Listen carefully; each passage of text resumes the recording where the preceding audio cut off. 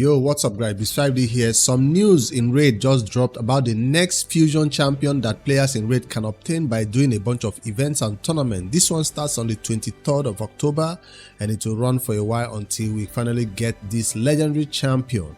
In this video, I want to review the kit of this champion, find out whether this fusion will be worth going for on my main account, or whether from this video you can already tell whether some players in Raid will be going full skip on it based on how trashy or good the champion will be. So let's judge the champion based on the kit Playroom just released. That's what this video is all about. I also saw some second news that talked about the next upcoming Friday, the shard opening event that will go on. So let's talk about the fusion champion first of all. Take note, this is going to be a mixed fusion. This mixed fusion means that this is going to be one of those ones where you have to pick up fragments of the epic champion in order to fuse the epic champion into the legendary champion. That's what I mean by mixed fusion. So if you go into your game right here, you'll find the epic champion will come up right here. 4 copies of the epic champion has to be obtained. That is 400 fragments of the epic champion, just like this. You'll find them right here and it will be 400. 100 for each summon, 100 for each summon. I don't have any epics right here to show, but whenever you get the epic champions complete, you can now layer them in here and fuse the legendary champion, which will be this champion you currently see. What's her name? Yes, it's a her. It's based on Halloween themed. And this champion will be called, let me see, I've not seen any information about it. These are my first impression of her. And this is called Sanguine Maria. Sanguine Maria. Alright, attack based legendary from the undead hordes faction because it's Halloween themed as usual. So let me max this out. Let's see. Based on her kit, you can tell whether this is going to be one going for or not. This is my first impression of it, so take note of it. I'll also read out what Playroom says about this champion, so you can also decide about based on what they say. A champion that attacks one enemy 3 times is always good in Raid. Hematic Blades is what that skill is called. Each hit has a 33% chance of granting an extra turn. Cannot gain more than 1 extra turn. Makes sense, makes sense. So she doesn't keep using it again and again and again, right? So 33% chance of getting an extra turn is kind of huge. Each hit, that means it's definitely going to happen again. And on the extra turn, it doesn't mean that she has to repeat this skill. On the extra turn, she can repeat a different skill if it's now available, either the A2 or the A3. So that's all this skill does. Multiple hits on an A1 that can trigger the extra turn mechanic that allows her to use the A1 again or other skills again. Simple A1, nothing special about it. No debuff, no buff, nothing special about it. Just a chance to get an extra turn. Damn, I feel like that's something you find on an epic champion. Alright, also on the A2, based on a 4-turn cooldown, when you spend books on it, it becomes on a 3-turn cooldown. This is a single target hit that will ignore 33% of the target's defense. Will ignore 99% of the target defense if stone skin and block damage buffs. What do they mean? Will ignore 99% of the target's defense, stone skin and block damage buffs instead if the skill is used on a turn number that is divisible by 3. I've never seen this type of condition before. That's a long if statement. Will ignore 99% of the target's defense. It will also ignore stone skin. It will also ignore block damage. But if the skill is used on a turn number that is divisible by 3. If the target is killed, increases the cooldown of all ally enemies' kills by 3 turns. Increase the cooldown of all enemy skills by 3. So you can kill one person and then put all their skills on cooldown. No accuracy needed. I hope this effect cannot be resisted if this skill is used. Alright, I know people are not going to like this new condition that if the turn number is divisible by 3, most people will not like this skill condition right here. They feel like it should happen. She's a legendary. It should happen whether it's divisible by 3 or not. So this is not going to be 100% guaranteed to ignore stone skin or block damage. It's going to happen sometimes. It's not going to happen most of the time. And of course, this other part of it will not always decrease the cooldown of the enemy skill. except that accuracy might be needed sometimes for this one, other times it might not be needed. This is a very complicated skill and it will not happen all the time. Alright, half the time maybe. Then on the A3 skill, attacks one enemy before attacking, removes all buffs from all enemies. This effect cannot be resisted. Again, divisible by 3. Will attack all remaining enemies with less than 60% of HP. Grants an extra turn if this champion is under a number of buffs. Are they trying to troll us? I feel like this is I don't think it is, but this is gonna be one that is you think is gonna happen a lot, but sometimes it happens, sometimes it does not. We'll wait to see her in game when we try this champion out. Now her last option right here to save her is gonna be the passive called Say Her Name.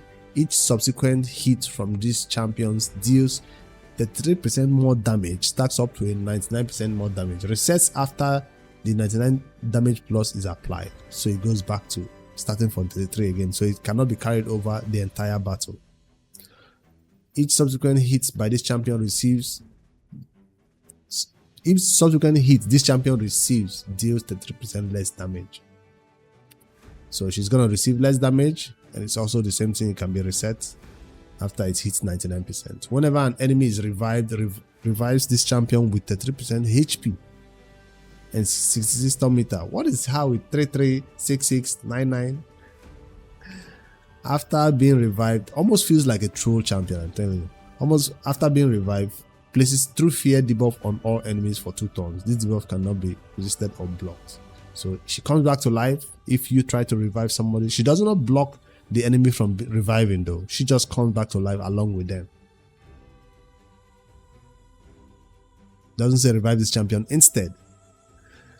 Alright, increase ally attack in all battles by 33%, and a damage dealer. We'll have to see if she does big damage numbers, but from what I can tell, a lot of players will not like to use this champion conditional crazy damage. They want a more consistent damage the entire battle, not sometimes you get it, sometimes you don't. So that's Sanguine Maria, a unique champion built or added to raid mostly because of the whole Halloween season. Nothing really special. Halloween team champions are usually cool. They are usually very, very good. So I don't know if this one was gonna rank up in the top tier list of best Halloween champion raiders ever released, but we'll have to see and wait when we see the damage test that she can do on the game. Alright, so that's this first news that Raid shared today that I did not take a look at until now because I was so busy. Now let me tell you what Raid says about this champion that is Force Affinity Legendary. Let me put that back on the screen. They say her cause was born in 3s. 3 cries of mercy, 3 drops of blood, 3 vows of vengeance. That's a little bit of lore for you, for those people who like to skip through it. Once radiant and adored, she was betrayed by her own reflection.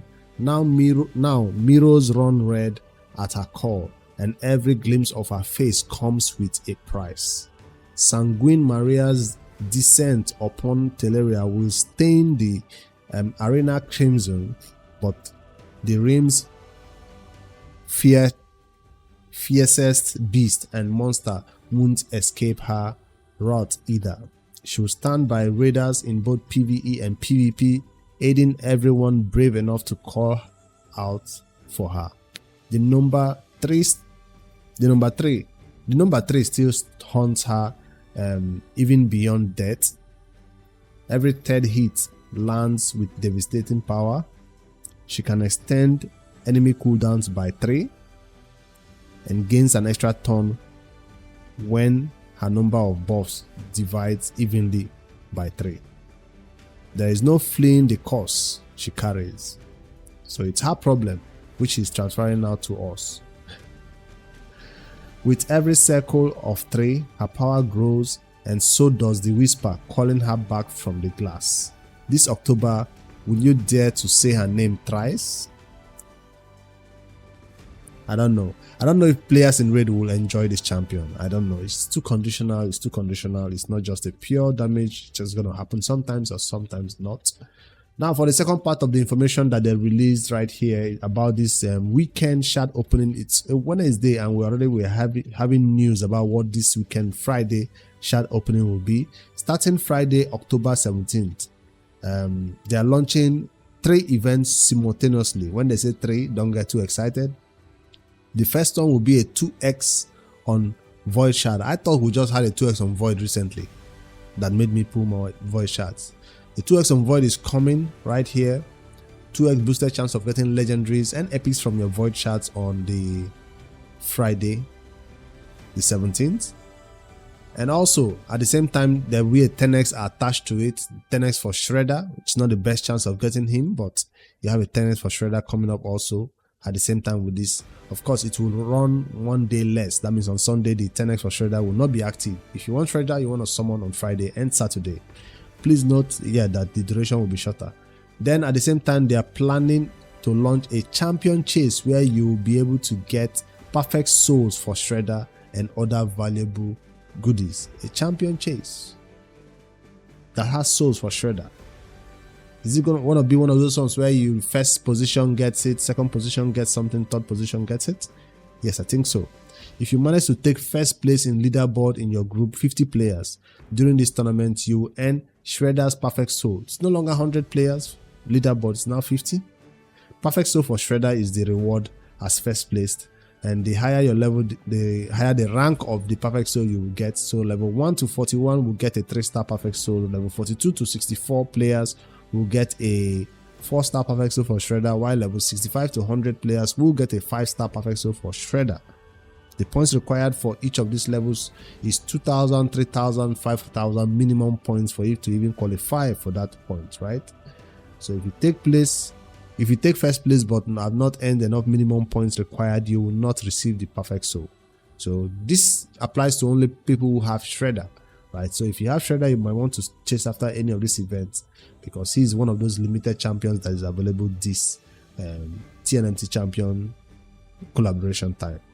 All right, so that's all the information they shared with us today that I missed out on. I think I'm caught up right now. What do I feel about this fusion champion that is coming up on the 23rd? I feel like this champion was just released because of Halloween theme and they didn't want to make her too broken, but she still brings something unique to raid that players might want to test out and see whether they like her playstyle or all the quirkiness she has added to her kit. For now, I don't know. I've not missed out on any fusion yet, anytime soon, so I don't think I'm going to be missing out on this one. But I know newer players might not find this one very, very useful, except you don't want to miss out on any champion in raid and you want to grab everything else. So I'd love to know your opinion below in the comment section. What do you think about Sanguine Maria? Is she going to be one of these MVP in raid that you want to use in every arena battle or something crazy like that, or she is too conditional for your liking? I'm on the second part that says she's too conditional until I see what crazy damage number she's doing when she manages to ignore the stone skin or manages to ignore the block damage and all that stuff. So getting more champions in raid that ignore stone skin, we like that. Like, subscribe for more daily raid content. I'll see you guys in the next one later, guys, and do your fusion prep. I know Leo is coming, we're all waiting for Leo, but you might want to save some resources for this next upcoming fusion. 23rd is not quite far away, just a week or so away. So start your fusion prep, start saving, and I'll see you guys in the next one.